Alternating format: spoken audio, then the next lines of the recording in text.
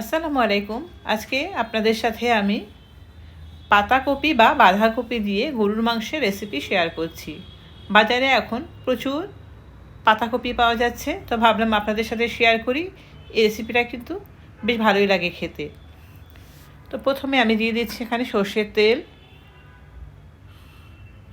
দিয়ে দিচ্ছি এখানে এলাচ, লবঙ্গ, দারচিনি আর একটা তেজপাতা। এখন এই গোটা গরম মশলাগুলো 30 সেকেন্ডের মতো ভেজে নেব। খুব সুন্দর একটা ফ্লেভার ছাড়তে শুরু করেছে।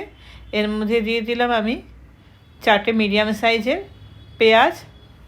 এখন পেঁয়াজটা কিছুক্ষণ ভাজতে থাকবো।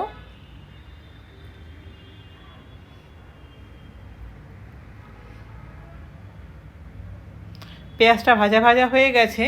এখন এর মধ্যে আমি দিয়ে দিচ্ছি আদা এবং রসুনের পেস্ট। আদা এবং রসুনের পেস্ট আমি পানি দিয়ে পেস্ট করেছিলাম, সেই জন্য একটু লিকুইড মতো হয়ে আছে। তো এখন খুব ভালো করে আমি এটা কষিয়ে নেব পেঁয়াজের সঙ্গে। আর দিয়ে দিচ্ছি এখানে একটা বড় সাইজের কেটে রাখা টমেটো। টমেটো দিলে কালারটাও ভালো আসে আর টেস্টটাও ভালো আসে। এখন দিয়ে দিচ্ছি স্বাদ মতো লবণ, মাংসের জন্য হলুদ,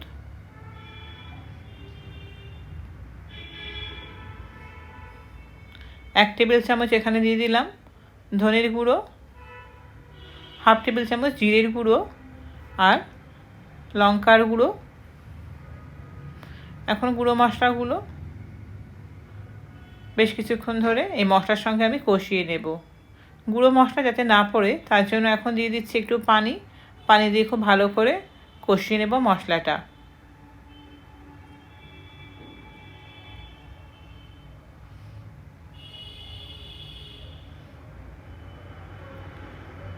মশলাটা কষানো হয়ে গেছে, মশলা থেকে তেল ছাড়তেও শুরু করেছে। এখন আমি এর মধ্যে দিয়ে দিচ্ছি 750 গ্রামের মতো গরুর মাংস দিয়ে বেশ কিছুক্ষণ ধরে আমি এখন কষিয়ে নেব এটা।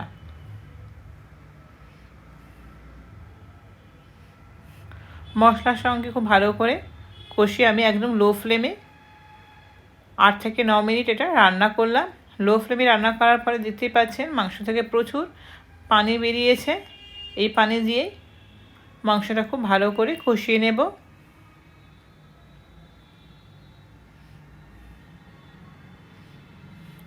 মাংস কষানো একদম পারফেক্ট হয়ে গেছে।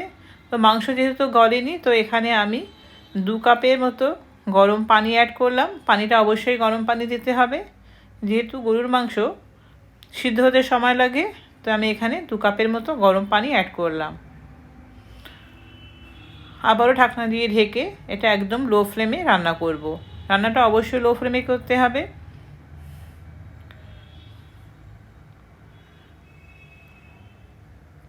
আবারও ঢাকনা খুলে মাংসটা নেড়ে চেড়ে দিলাম। মাংসটা এখানে 80%-এর মতো গলে গেছে। এখন এর মধ্যে দিয়ে দিচ্ছি আমি কেটে রাখা পাতাকপি বা বাঁধাকপি। এখানে একটা বাঁধাকপি, বড় বাঁধাকপির আমি অর্ধেকটা নিয়েছি। দেখতে বেশি লাগছে, কিন্তু এটা মাখানোর ফলে দেখছেন অনেকটাই কমে গেছে। এখন বাঁধাকপির জন্য দিয়ে দিলাম এখানে স্বাদ মতো লবণ, দিয়ে একটু মিক্স করে নিচ্ছি। বাকি যেটুকু মাংস রান্না হওয়ার বা কুক হওয়ার, সেটা এই বাঁধাকপি থেকে যে পানিটা ছাড়বে তাতেই রান্না হয়ে যাবে। এইভাবে বাঁধাকপি দেওয়ার পর 3 থেকে 4 মিনিট পর পর বারবার নাড়তে হবে, নইলে কিন্তু নিচে পুড়ে যাবে বা লেগে যাবে। এখন এর মধ্যে আমি দিয়ে দিচ্ছি ফ্লেভারের জন্য 4 থেকে 5টা গোটা কাঁচা লঙ্কা, আর দিয়ে দিচ্ছি এখানে ভাজা জিরের গুঁড়ো হাফ টেবিল চামচ। আগেও আমি হাফ টেবিল চামচ জিরে গুঁড়ো দিয়েছি। আর দিচ্ছি এখানে শাহি গরম মশলার গুঁড়ো, দিয়ে একবার খুব ভালোভাবে নেড়ে চেড়ে দিচ্ছি।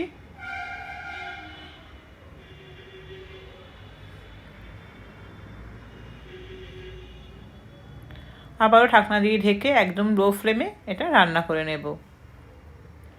ঢাকনা খুলে শেষবারের মতো একবার নেড়ে চেড়ে দিচ্ছি। দেখতেই পাচ্ছেন উপর থেকে কিন্তু তেল ছাড়তে শুরু করেছে, অর্থাৎ তেল ভাসছে। তো ঢাকনা ঢেকে দিয়ে আমি বন্ধ করে দিয়েছি গ্যাসের ফ্লেম।